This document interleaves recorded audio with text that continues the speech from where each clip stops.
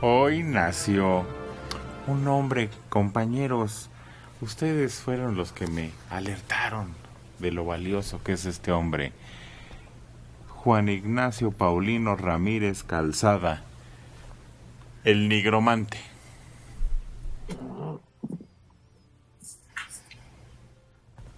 ¿Algo? Uno de estos liberales importantísimos de la época de Juárez, diputado al Congreso Constituyente, crítico, bastante crítico de Juárez, no obstante que estaban del mismo lado.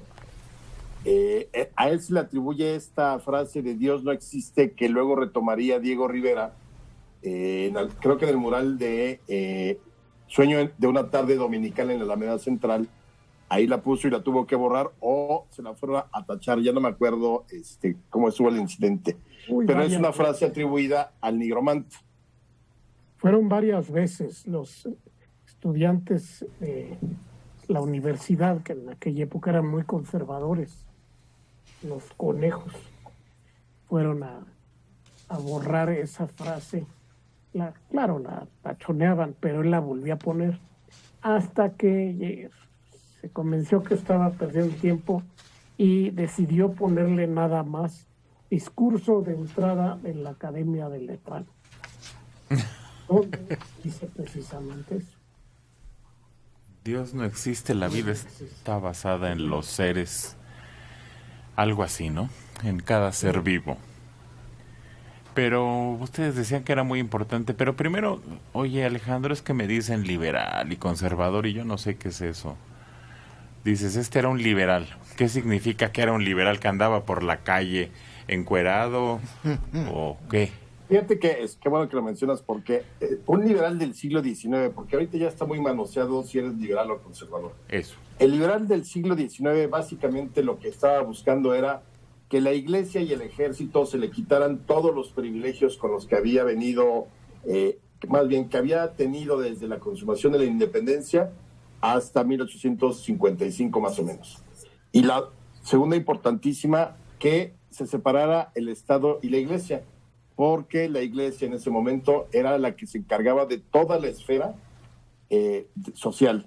Desde el momento en que nacía el ser humano hasta que moría, la iglesia lo determinaba, la iglesia lo registraba, la iglesia lo conducía.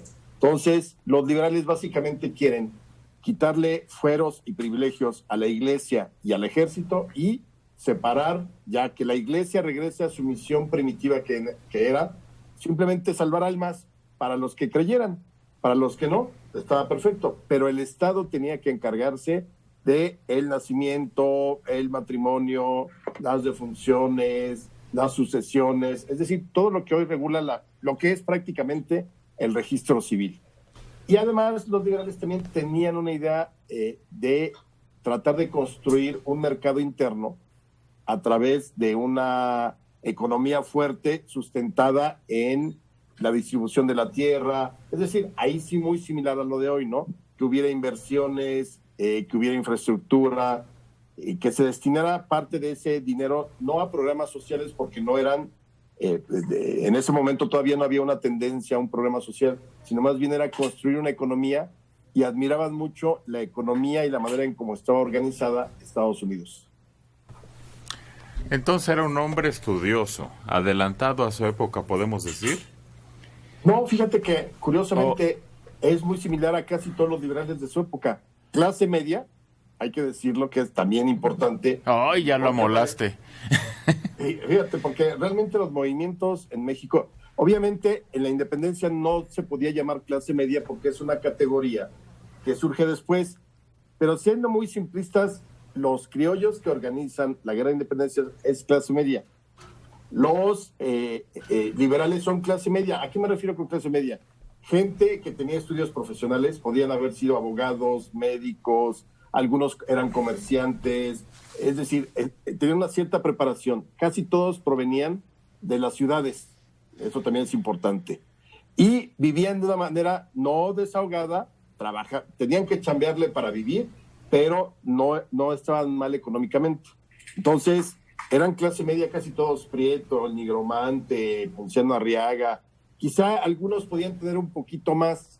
Los hermanos Lerdo de Tejada ya de familia tenían algo de dinero, Juárez, con su propio trabajo aspiracional, fue creciendo, fue saliendo de Guelatao al Palacio Nacional, y él fue progresando políticamente. Entonces, no, al contrario, creo que lo interesante de esa generación es que era una generación que no tenía nada de especial, sino primero un compromiso con el servicio público, eso sí. Es decir, la gente que entró a la Cámara de Diputados o aceptó un puesto de gabinete sabía que era temporal, y terminando eso regresaron a sus faenas personales, al periodismo, a escribir, a la academia, etcétera. Entonces, sí es una generación, yo creo que de admirar, sobre todo porque eran coherentes y congruentes con sus convicciones, no eran chapulines. No, y además le renunciaban al presidente, eso es muy importante. Se le puso... Tenía que correrlos el presidente, se iban, si no estaban de acuerdo con algo, decían, no estoy de acuerdo, ahí nos vemos. Tenía que irlos a buscar luego para reinstalarlos. Se peleó con Juárez, ¿no? Y con el presidente interino, Comonfort. Comonfort, sí. Se pelearon feo.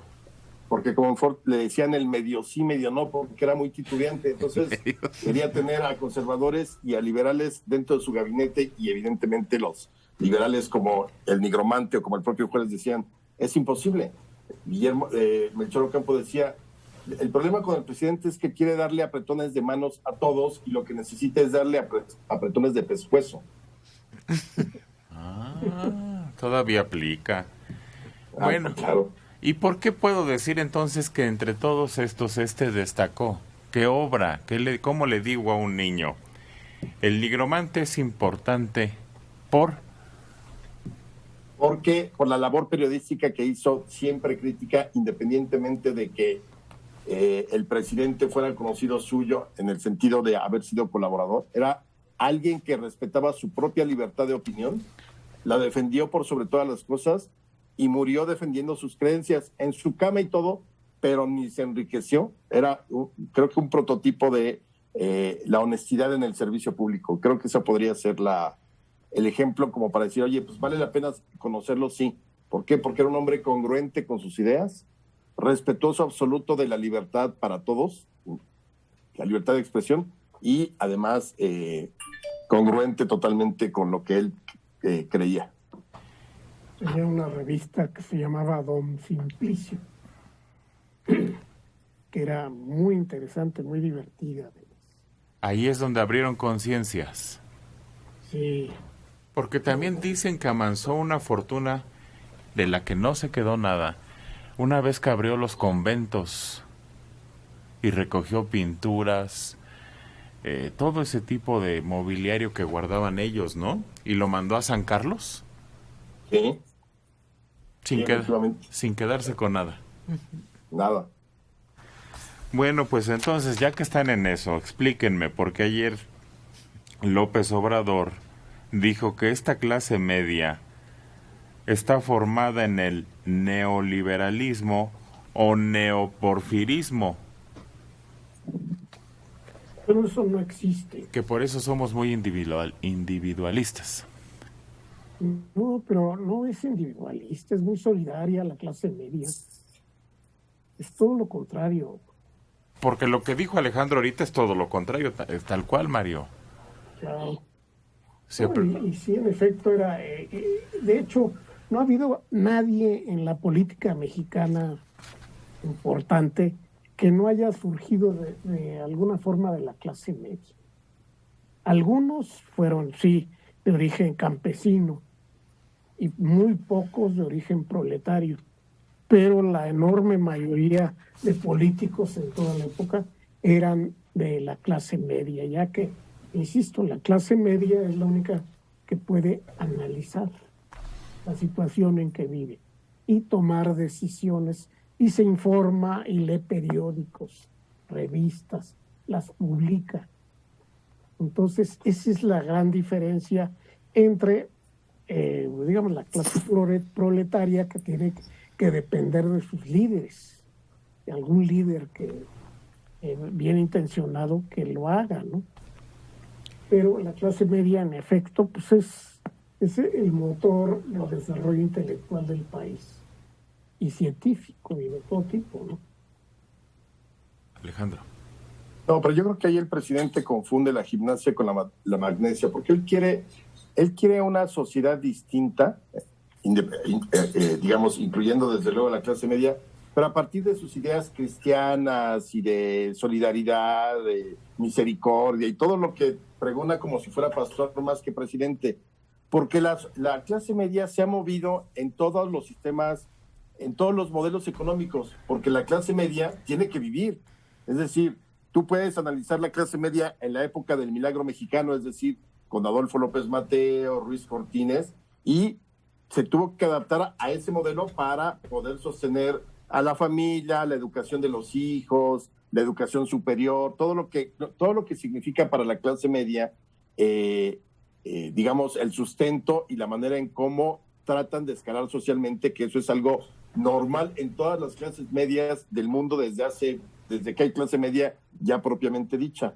E igual, esta clase media salió en el neoliberalismo, claro, porque tuvimos que sobrevivir después de la época de las crisis de los 70s y los 80s. No iba a decir la clase media en el 94, voy a renunciar a ser clase media como venimos siendo. Es más, la clase media ha sobrevivido a pesar de todos los gobiernos, incluyendo este.